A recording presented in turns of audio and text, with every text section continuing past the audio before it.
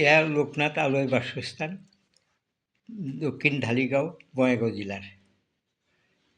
ইয়াতে এই ঘৰৰ সন্মুখতে এই অঞ্চলৰ ভোকাতুৰ কুকুৰবিলাকে সদায় আহি থাকে। মই সিহঁতক আজি 4 বছৰ হ'ল দিনত দুবাৰকৈ ভাত দি থাকোঁ।